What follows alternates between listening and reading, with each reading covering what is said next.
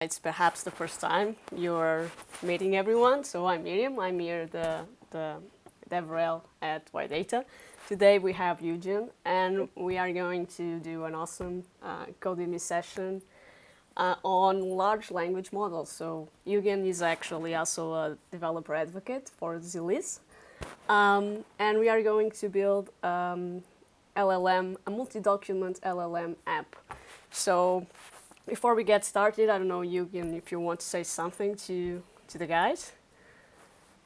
Just maybe talk a little bit about what we are doing today. Yeah. Wait one sec. I'm turning on my camera. Hello everybody. My name is Eugen. I am currently working with my computer to be able to share my screen. Um, I am a developer advocate at Zilis. I've been working in AI ML for a while. I'm about to drop off and come back because I just gave Discord string share privilege. Sure. Okay, so let me pick up. We are working on LLMs. I don't know if you guys have any prior experience with it or you know what they are. Basically, these behemoths of chunking information from text and unstructured data that can generate then new data or new text data based on nice prompts that we can give. They might be very creative, sometimes unreasonable, but they are really leveraging and impacting all types of sectors right now. And so, Eugen, you're back. Let's try Yeah, another. let's try this. I'm gonna give like a short presentation and then I'm gonna get into the code. Um, I just don't know why I can't like share the screen. This is weird. Okay, how about this?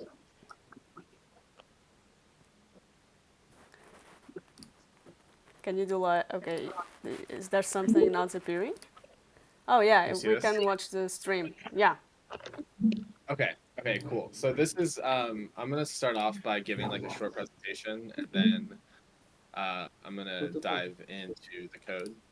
The code is not that long. It's probably under 100 lines. I've got it pulled up in front of me. So yeah, so I'll just get started. I'm gonna give a talk about building retrieval augmented pipelines at scale, or retrieval augmented generation apps, or large language model apps.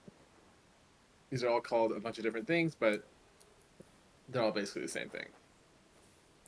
A little bit about me. My name is Eugen. I'm a developer advocate at Zilis. If you scan that link, you will go to my LinkedIn and you can follow me on LinkedIn. I'm almost at 4,000 followers on LinkedIn, so help me out.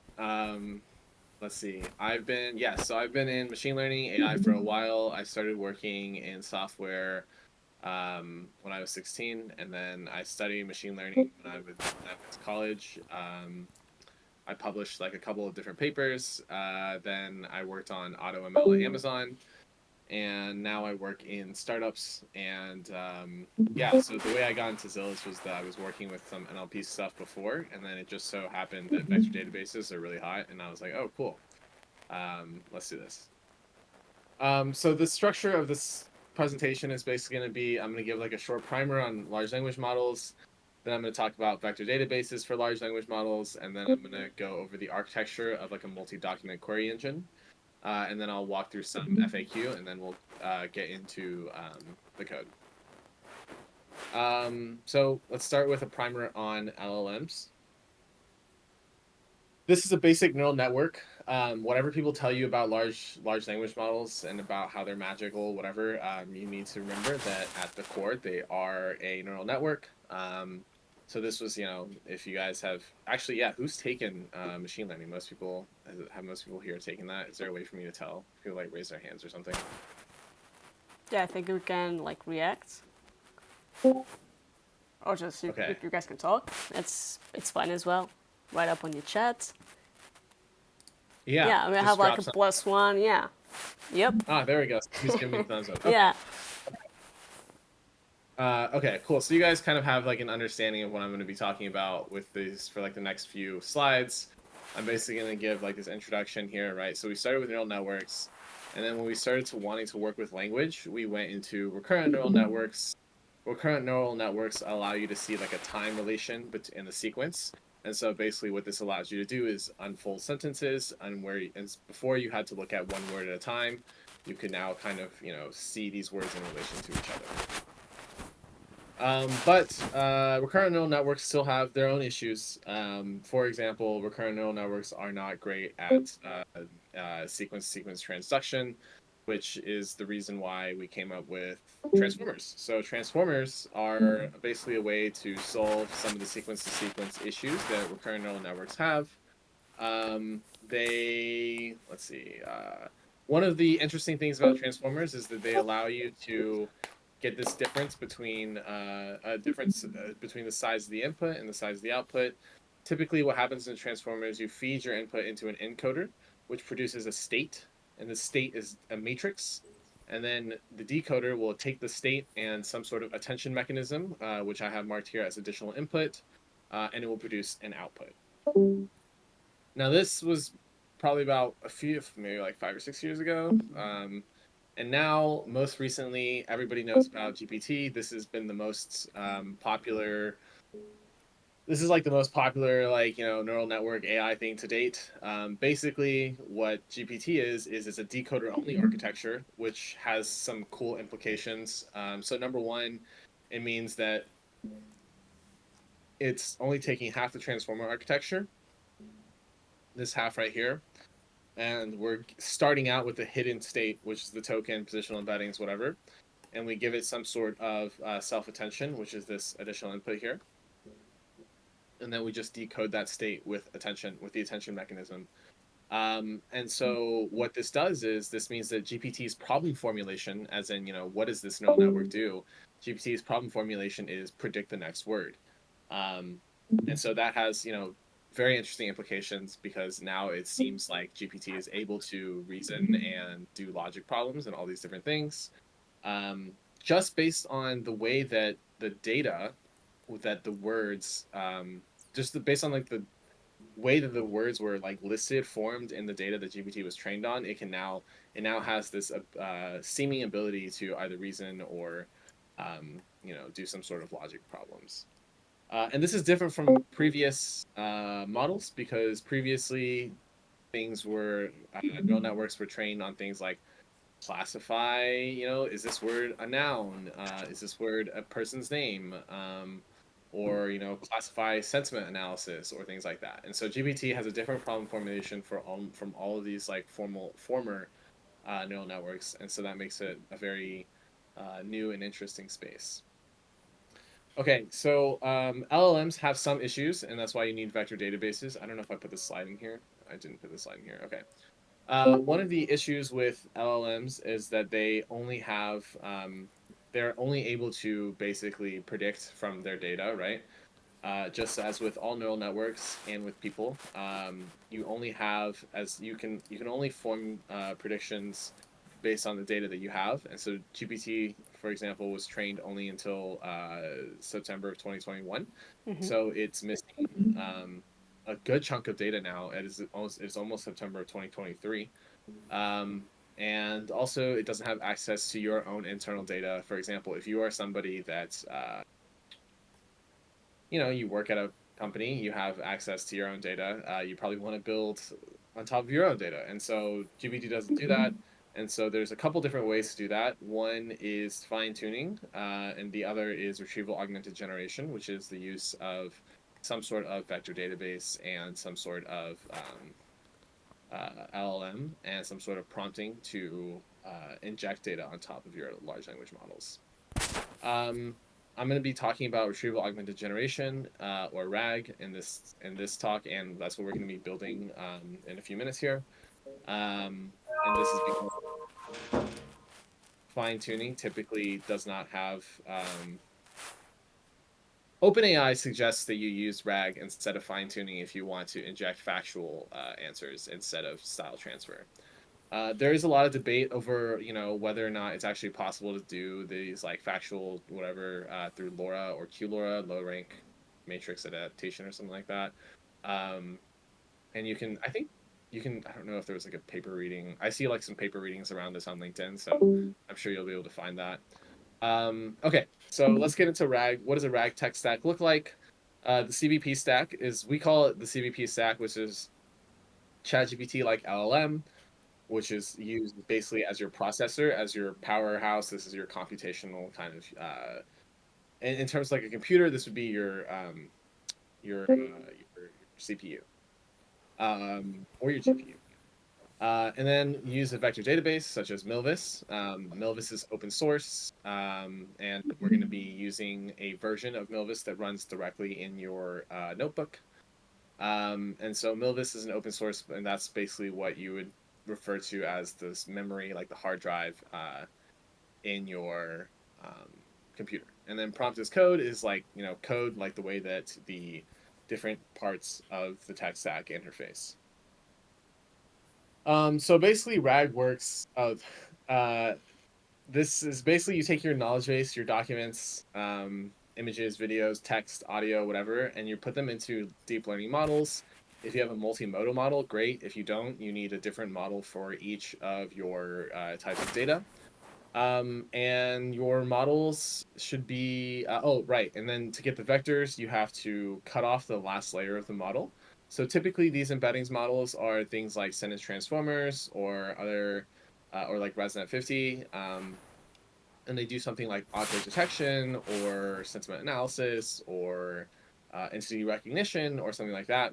And what you want is you want the vector representation of these of your input data. So you cut off the last layer, so you get just the output from the second to last layer, and that is the vector representation of your input data. And then you put that into a um, vector database, and you do similarity search.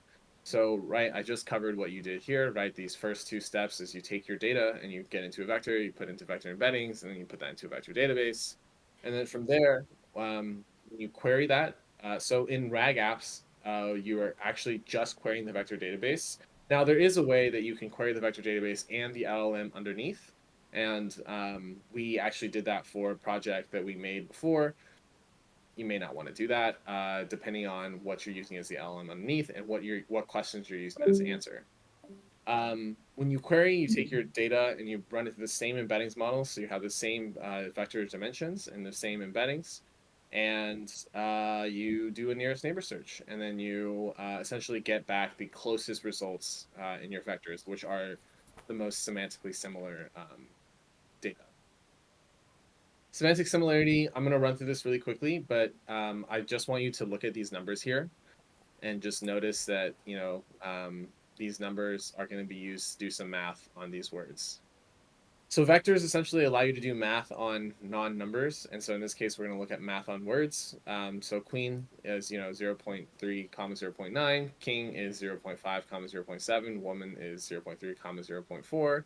Man is 0.5 comma 0.2. You can see that queen and woman have the same first value, and same with king and man. That tells you they're similar along these dimensions.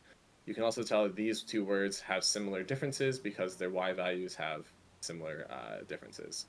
So basically, what we can do is we can take queen, we can subtract the word woman, and we end up with this two double here, and this probably stands for something like loyalty. Then we add the word man to this, and we get the same number as king. So the takeaway that you need to get from this is um, vectors allow you to do math on things that are not numbers. And you This can, is what a vector. sorry, uh, and these type of numbers, these vectors, they come from your embedding that you did in the previous slide. Is the slide like the Right. output? Yeah. Yes. So Uh, vectors come from these embeddings models, right? But these vectors are not, these are not real vectors. These are example like toy sure. Yeah. examples. Yeah. You're never gonna see, like two-dimensional vectors. And you'll probably never use Euclidean distance either, but Yeah, it's just an for data example. points, I guess. So it's trivial to understand like an x y type of point on a map, and you have like the differences. I was just curious about, yeah, okay, this comes from all that embedding, and now we can actually associate a value to a word, and then we can play with it. Yeah. Right. Yep, that's totally right, Miriam. Yeah, so that's basically the what we need to get from the semantic similarity and vectors. I'm gonna quickly go over vector database architecture. This stuff is very, if you're really into databases, we can talk more about this stuff later.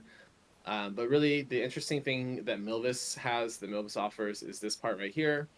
Um, there's three separations of concerns when you're working with search, right? There's indexing. How do you like create your search graph or your search, index? There's at ingesting data, and there's querying, and these are all separate things. And so we actually have different nodes for each of them. You almost never need to have like multiple index nodes, because indexing in Milvus is really it's over 512 megabyte segments, and it's only over 512 megabyte segments. And so indexing is pretty cool that way, because that means that you can perform parallel search over smaller segments at scale. So that means that it works really, really well when you have, let's say, 100 gigabytes of data. It's much faster to parallel search 512 megabyte segments than it is to serially search 100 gigabytes. Then the data node is if you have a lot of data ingestion. If you're currently, you need to put a lot of data into your database, you can scale up and down the data node. And then the query node is typically what we see scaled up and down a lot. And the query node is, used when you are doing queries. Okay, so we're mute this person. One question more from my side. What's Hello? going on? Yeah, someone Yeah, have a yeah, yeah, question? sure. Yeah, okay. So, mhm. So my question is related about the vector DB size. I mean over chunk. So to uh, configure the vector DB or vector store, I think we need to make some chunk split first, and we'll get embeddings for every chunk. So is there any strategy to make or to determine the chunk length, chunk size? So this is why the big chunks make some blue on the embeddings, and small chunks will make some increase the amount of the vectors. Uh, so I hope some answer for about this. You want to know about how to chunk things? Yeah, chunk things, so chunk size, and any strategy for this for more accurate but more Defining faster like search on vector. the size of the chunks, yeah. Mm, So chunking is kind of an interesting problem. It's actually not a solved problem. There's a lot of people trying to figure out how to do chunking well. So for example, actually there's actually something we're gonna look at in this workshop example, where we're gonna look at chunks. But mhm, it's a trade-off between how much context you have and how big your and how much information you can keep in one chunk. Typically, I see people do things like chunk overlaps so that they can continue context between chunks. I've seen these things called context-aware chunking, where they want to look at like, it's like recursively, you look at the periods and the commas or whatever the punctuation, you chunk based on that. And then there's just like consistent like chunking that's like, hey, we're gonna chunk 1,000 words at a time or whatever, 1,000 characters at a time.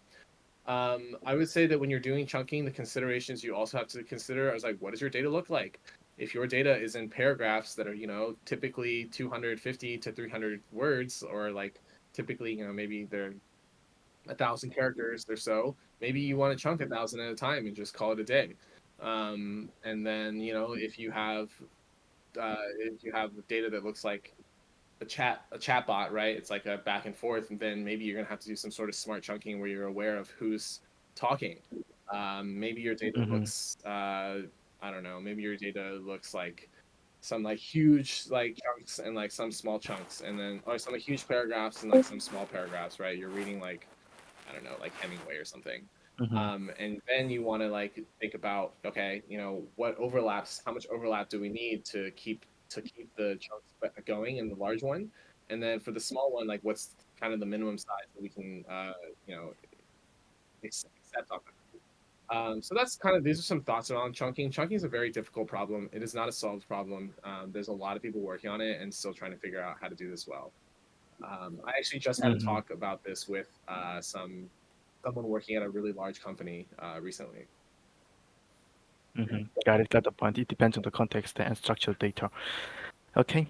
I'm sorry for long interruption, but one more question from my side. So, I'm currently working on my own large language model for chatbot based on contextual documents, but the main problem is to make data, I mean vector DB more precisely and search on this. So, I produce the embeddings of the chunks uh, using summarized original text. So I have the original PDFs and text and the pages as the original text, structured or unstructured data structure, but I have made some summarization of the original text, and the summarized text I used for embedding generation. So I hope to know about any effect of this. So is this better for precise or accurate uh,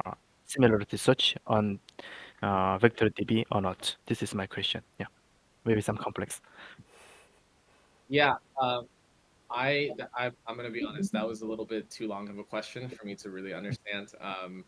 So you produce your own embeddings, Yeah, on and you're embeddings, but from not original text. I first made some pre-processing by summarization of the original text. Then I use the summarized text to generate embeddings, vector DBs.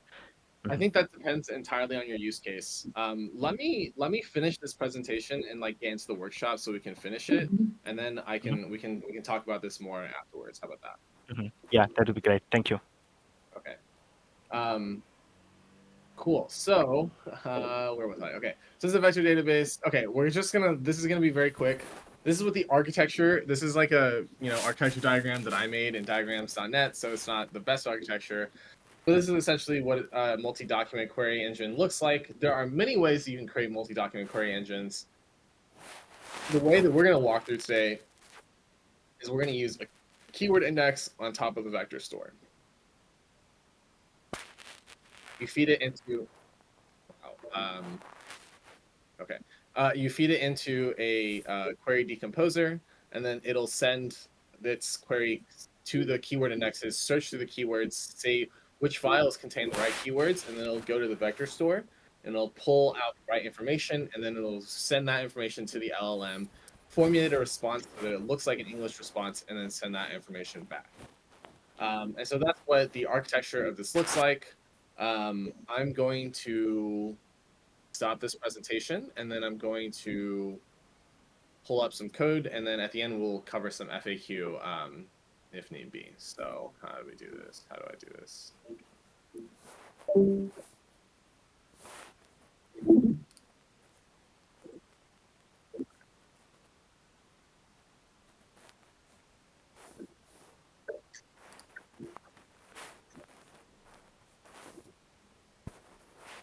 Okay, where is my code?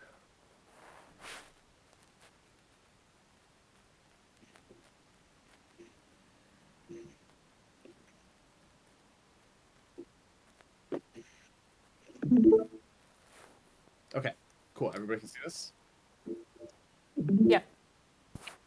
All right, so I have a bunch of this code copied, so I'm going to copy and paste all the stuff that doesn't matter, and then I'm going to walk you through some of the stuff that does matter. Okay, so the first thing you're going to want to do is you're going to want to go and does everybody have their notebook up?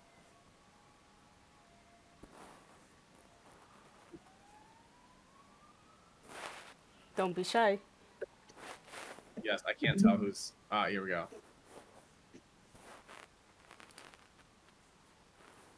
Well, it's pretty simple. Yeah, we can open up just any Jupyter notebook and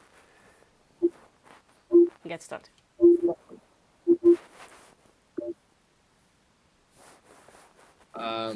Okay, so I'm gonna give people time to get their notebooks up and to write this behemoth of a pip install and do the pip install.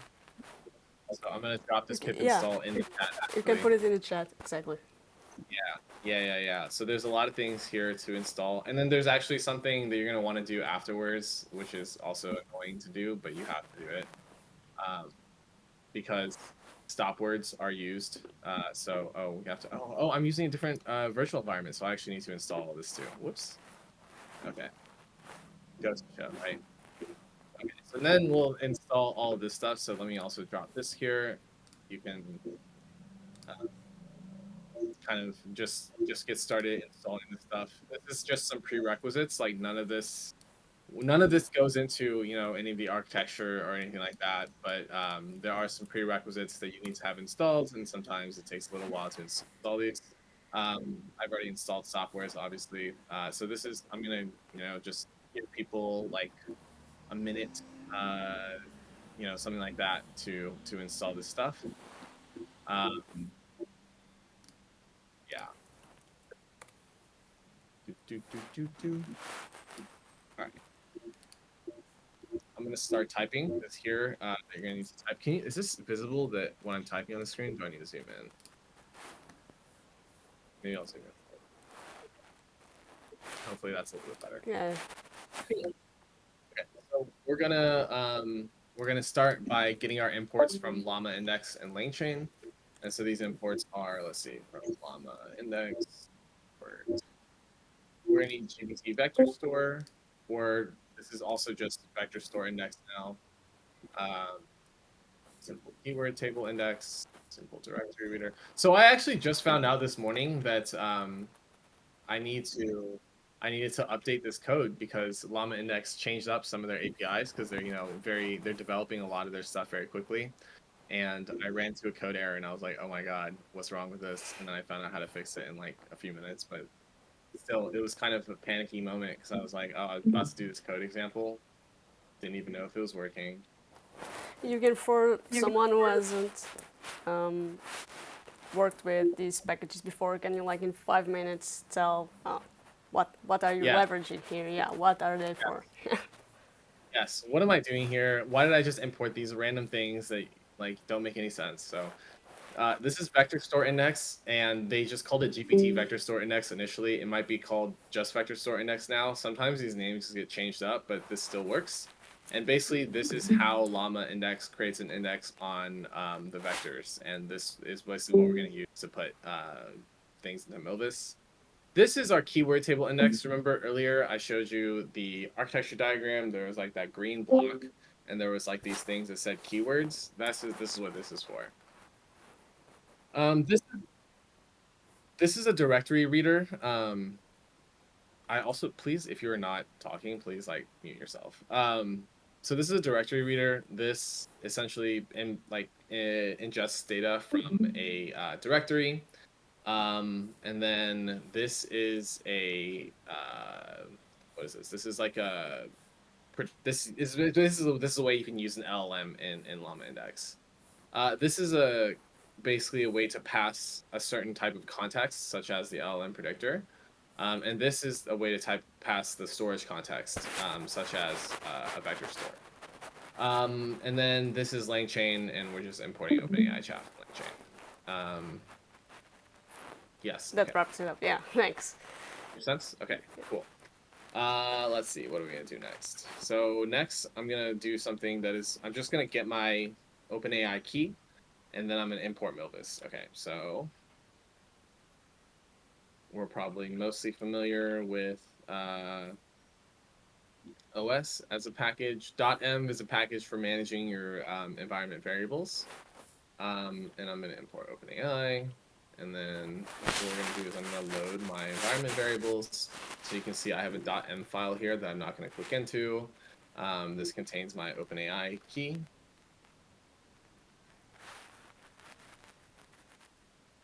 And I called my OpenAI key OpenAI API key. So that's where it's saved under. You can call yours whatever you would like. And then I'm also going to import Milvus Vector Store. And I'm going to import Milvus default. Oops, import default server. So the default server is the way that we can run Milvus Lite directly in the notebook. And sometimes it takes a few seconds to start, so I'm going to start it up right here. And this is how we connect to the Milvus vector store with Llama Index. And this is how I got my OpenAI key. Okay, so Have our vector store. We're starting, welcome to use Milvus. Oh, this is an old version of Milvus. Okay, I need to change up my version of Milvus, but this is an old version of Milvus. And now we're going to connect to the vector store. So the vector store that we're going to connect to, we're going to call it Milvus vector store. So this is the vector store abstraction inside of Llama. And this is your host is going to be your local host, and your port is just going to be your default server.listen port. So this is basically the same way you connect to any, host port kind of thing that you're running, right? If you have like some sort of Nginx or some sort of Docker container, this is typically how you connect to it. If you have a Flask app, it's really no different from any of that. And now we're going to do some web scraping. So this part doesn't really matter, but if you want to put a city in the chat, I'm going to give you a couple seconds to choose a city to put in here, because I put Toronto, Seattle, San Francisco, Chicago, Boston, Washington, D.C., Cambridge, Massachusetts, and Houston. So the city has to be searchable on Wikipedia because we're searching Wikipedia. So I see people posting words that have non-English characters in them. Yeah. Unfortunately, I will not be able to help you Portuguese. out with Yeah, Portuguese. okay, Miami. So we Miami can is do Miami. fine. So this is fine. Okay, so these are going to be the cities that we're going to be searching through. And this next part is completely unrelated to the task. So I'm going to drop this code in here for you, because this is just how you scrape Wikipedia. And we're literally using we're just using the Wikipedia API to scrape Wikipedia. And so hopefully Miami is titled Miami and not, Miami, Florida, right? Because Cambridge is titled Cambridge, Massachusetts, not just Cambridge, because there's also one in the UK. Okay, so we're going to scrape this stuff and we're going to write it into a data file, a data folder. And then we're going to load up that data into the city docs using simple directory reader. So I'm also going to copy and paste this so you guys can see this. Oh, hashtag made it a header. Cool. Okay. Essentially what we're doing here is we're creating a dictionary of our of the text to the file name. And what we're going to do later is we're going to use these file names as the keyword index, and we're going to use the text as the vector. We're going to store the vector embeddings of the text. Okay. So now we're gonna create our LLM predictor and our service context. These kinds of go together. The service context is really just to pass in the LLM to the to the engine, to the query engine. So this is what I called it before. I don't really think this is like the best name, so you can kind of call it something else if you would like, but we are using ChatGPT, and I'm going to give it a temperature of 0 and model name. We're going to use GPT 3.5 Turbo. Could probably use GPT-4, but this is easier. Service context is going to equal, we're going to create a service context here, and we're going to call from defaults, and then we're going to pass in the LLM predictor, and that's basically all we're doing here.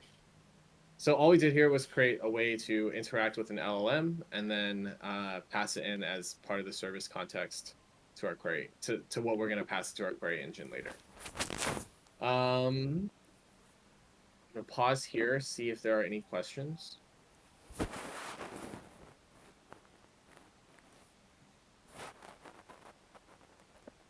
No questions? Either everyone understood perfectly or nothing.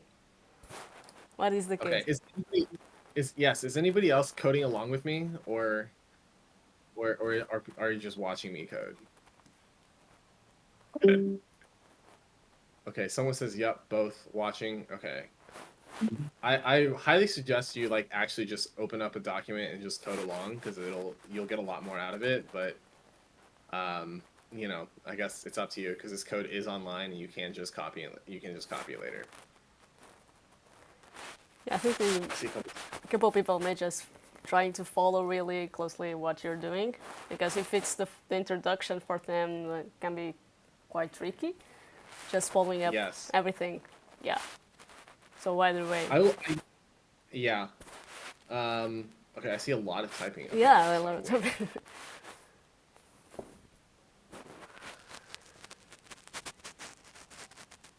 try and troubleshoot cannot import NLTK. Predator M, you probably want to pip install NLTK. Import llama.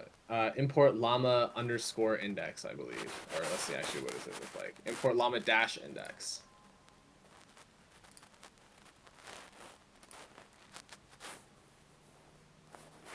Try to restart your kernel.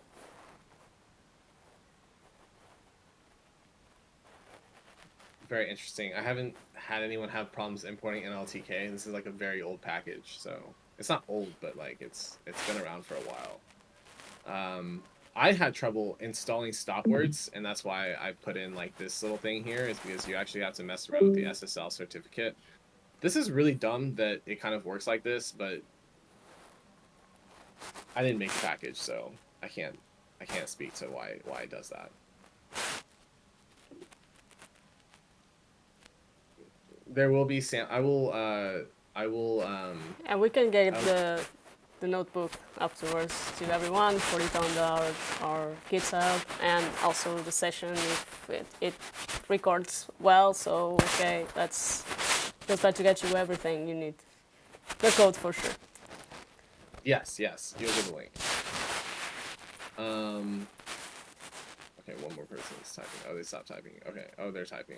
Okay, whatever. I'm gonna move on and come back as I see these questions like pop up. Okay, so let's see, where were we? Okay, so the other thing we want to get done here is we want to get the storage context. This is important. This is how we add in the vector database. And basically what we're gonna do is just give it the vector store. Oh, whoops, what did I do here? Okay. So this is it for the context stuff, and now we're gonna build the index. And before I do that, let me see what this last question was asked last time. Oh, it's just okay, cool. No questions. Okay.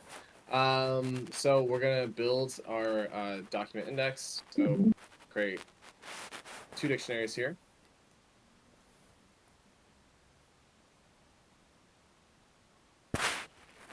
Okay, so one is going to be the cities, and then one is going to be the keywords for the indexes. For wiki title and wiki titles. City indexes. So remember the wiki title. This is the title. This is the title of the Wikipedia documents that we got earlier. All of these right here. So this is, we're going to use the vector store index, and from the documents we're going to do city docs, which was up here, right? We created this up here. We read the data into city docs, and then wiki title, and then we have to pass in the service context equals service context, and the storage context equals the storage context. So basically what this does is this gives a GPT vector store index. This makes a GPT vector store index that has both the LLM predictor and the Milvus vector store that we created earlier. And then index KWs, I'm gonna, wiki title equals Wikipedia article about.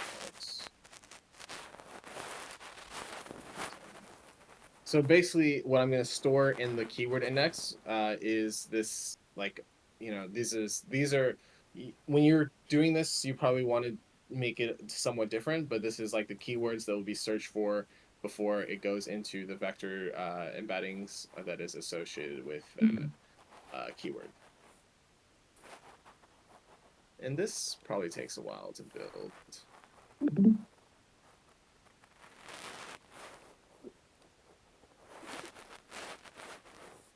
So now is also a good time to ask questions, especially about this. This is a pretty complicated kind of like, I think this is actually a pretty complicated kind of like blob of text, especially like after like, creating all these different things that like go into things. There's like, I'm going to create this predictor and then this context and this context. I'm going to shove them into this other context.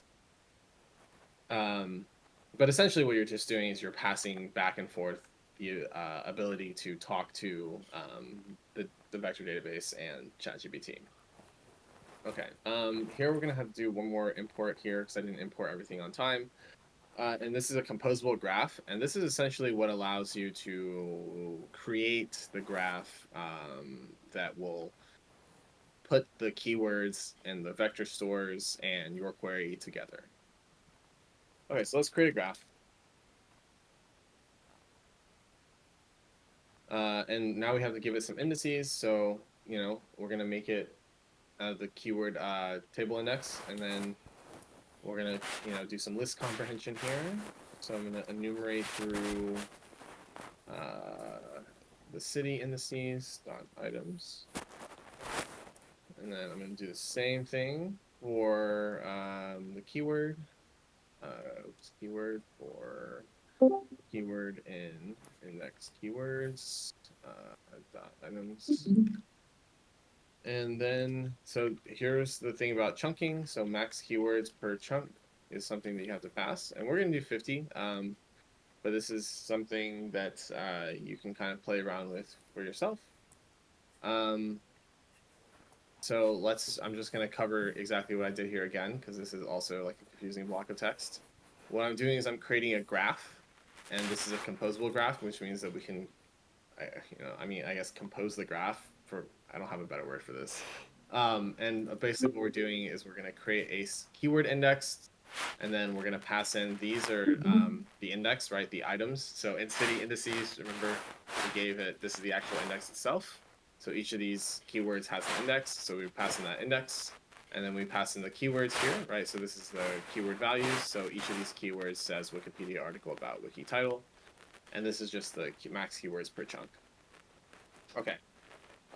So now we're gonna import some more things from Llama Index, because I didn't import everything at once at the start like I should have. And then we're gonna create a way to decompose, transform your query, and then use a custom query engine to query over these documents. So let's start with this. Indices query.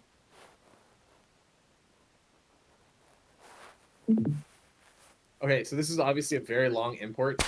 And I'm actually not sure how you're supposed to know that this is where you find this. But this is where you find this. So if you look through the actual, if you just look through the actual GitHub repo, this is how you find this. Not a great way to find it, but unfortunately, this is what we have to work with right now. This is the cutting edge. So decompose transform equals, wow, that was a really bad spelling. Oh my God. Okay, there we go. Decompose query transform, LLM predictor, ChatGPT, and we're gonna give it verbose equals true. You probably don't want to do this when you're running this in production, but for now it'll let us see what's going on inside of the application. And then once again, we're gonna have to get another import, and we're gonna create a dictionary here. This is gonna be custom query engines. Okay, this is going to be our query engine for in a second. Okay, so I'm going to, oh, I see there's a couple messages. Index keywords dot values. See, and yes, you can just do values. That's totally fine as well.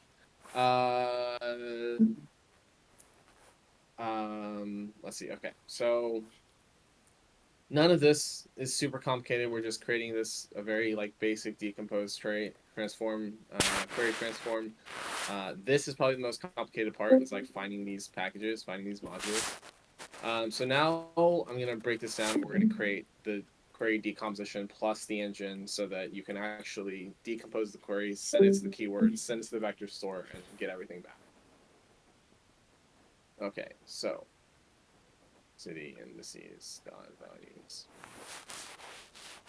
Query engine equals index dot as query engine. Did I create an index function? Oh yes, okay, index as query engine service context. Oh, is this storage context on? Yes. Oh, it's not. Okay, cool. Transform extra info. So this is the metadata.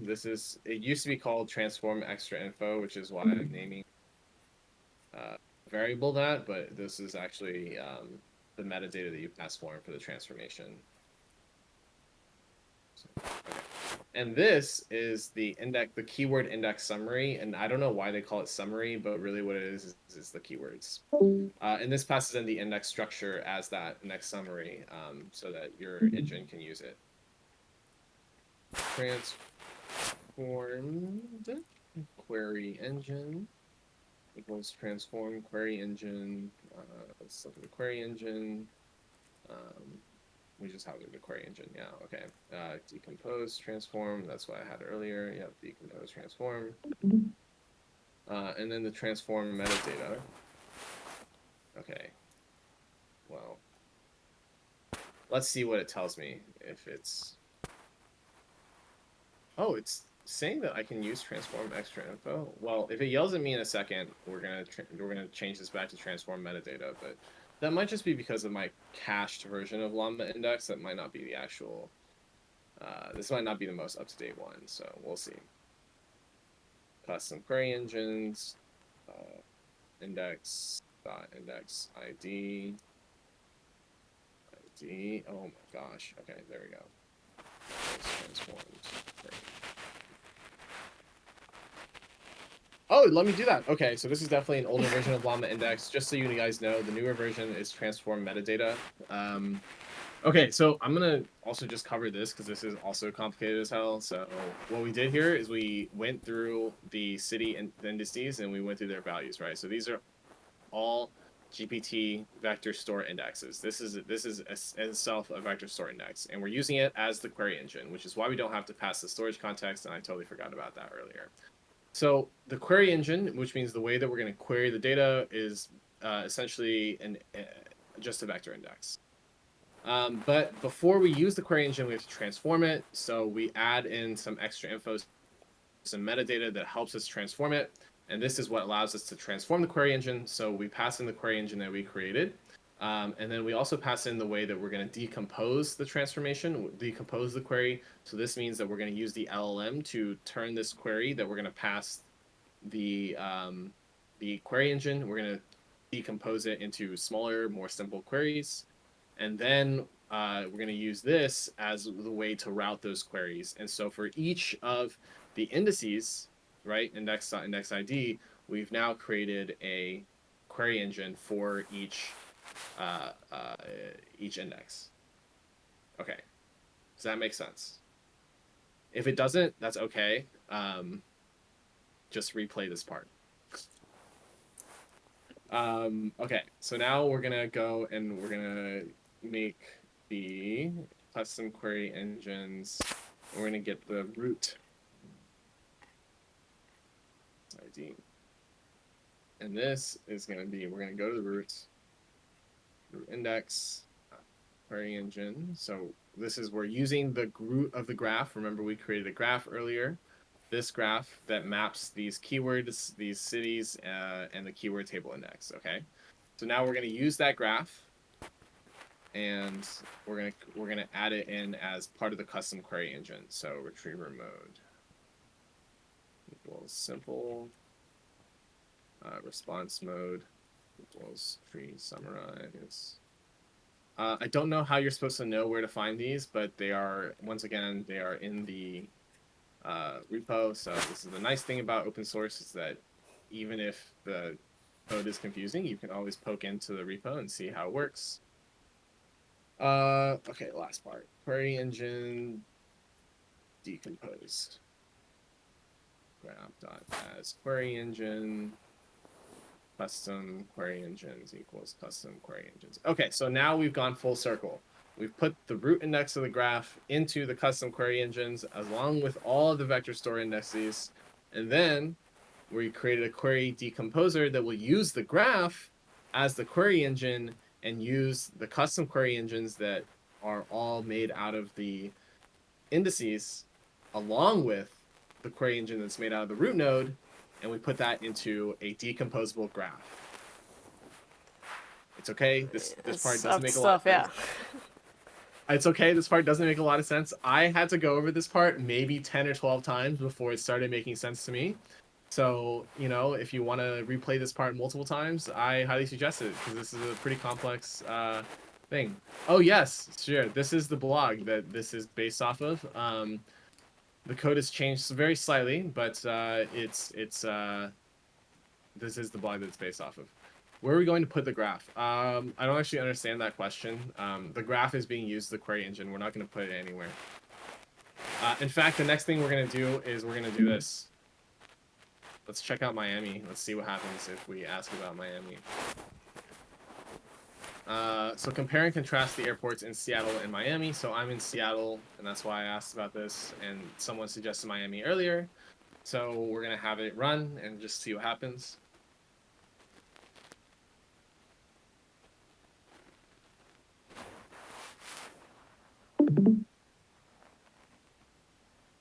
Great. So Wow. it gives you this kind of like response about, Miami International, Seattle Tacoma. It gives you this response about both these airports. And that's because we were able to decompose the query into Seattle and then Miami. Now, I don't know why it shows like the same like text here. I actually think this is probably Seattle and Miami and then Seattle, Miami. But once again, I didn't write this package, but it does actually work. So yeah, so this is the basic example of how you can create a multi-document query engine. It's pretty complex, but this is something that a lot of enterprises are really looking at, and so we've seen a lot of demand for this.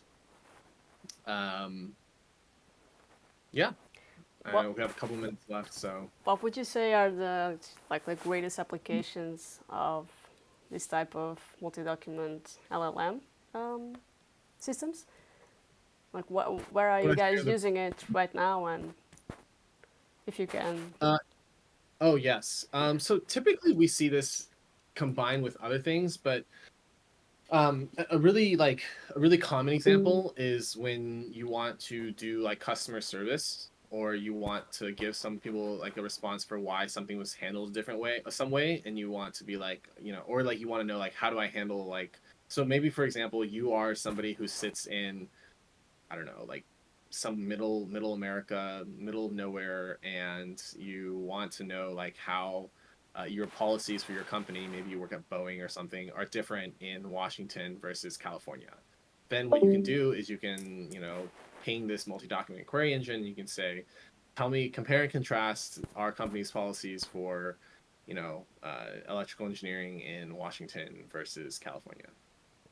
Okay, so it's a very like online type of thing that you can do. You get all recent information like in a heartbeat, Mm-hmm. and in a very like human type of conversational AI. So it's great for anyone who isn't like a pro or a technical kind of person. That's really Yeah. interesting. I think you have a Yeah. couple of questions already. Okay. Yes. If you have an already trained NN that you want to use in your Milvus as a DB, how do you reconcile the fact that inputs are not parsed the same between your sources? I do not understand this question. Um, uh, Can you give us a little bit more You context? you yeah, you yeah, yeah. said you said earlier if you already have a trained network, you can throw away the output layer and use the n-1 layer as a kind of your Yes. vector representation and show it into a DB. But this thing, like my input layer, at some random shape, that's not the same as what you're giving to ChatGPT. Or does ChatGPT formulate the stuff to fit into my input layer? Like, how do you do the lookup? Like, how do you get a vector that's compatible with whatever network I gave you? Yes. Okay, I understand what you're saying. Okay. Yes. So you can use your pre-trained neural network, your vector. That's what we call an embedding model. And you can put the vectors into Milvus. And what you'll actually feed GPT is not the vectors, but the actual text. So Milvus can also store metadata, and you can just store your text as metadata, the associated text. Does that make sense? I'm not sure, but that might just be me being too slow. But so ChatGPT has the text field and it somehow query your neural networks. How does it type the two together? What does it feed it? let's say my neural network takes an entire sentence, but ChatGPT is feeding me words or something. No, it's not the same format. ChatGPT does not, or just feeds your neural network sentences. Like ChatGPT is going to give you like sentences as a response. So what typically what people do is they take their text and they vectorize it in their neural network, their embedding model, right? And then you store the text that you just vectorized with the vector, and then when you do your querying, you get your you query by vector, but when you get your response, you still have that original text. And so you can send that original text to ChatGPT, or you can, give that original text back however you would like. Okay, thanks. So you kind of just get a lookup table in between that does the linking of the two worlds. You can no, you can literally, I mean, you can do a lookup table, yes, but you can also just store the text in Milvus. Thanks. Yeah. You're welcome. Cool. Anyone else has a few more questions for Eugen? Yes, you can always find them here as well in the server and send a message to the channels if you have like complicated bits you want to start out.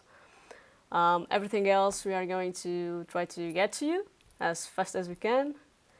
And it was great having you here, Eugen. Thank you so much for this.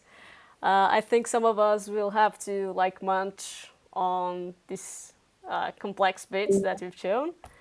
But it's quite an interesting application, and if we have any questions, we'll get back to you to help us sort out something, I guess. I think the guys, everyone enjoyed it, and I guess I'll see you in another Thursday for our sessions. Yes. Hopefully, you can make it out to Seattle sometime. Maybe you can convince Fabiana and Gonzalo to have like an offsite in Seattle, and we can all get to meet. Yeah, and do this kind of stuff together. It's definitely more human and and more productive, I would say. You can see if we are coding or not, so you can like, hey, guys, just put your hands on the keyboard. Yeah. Okay. Thank you, everyone, and I'll see All you right. Thank you. Bye. again. Bye bye.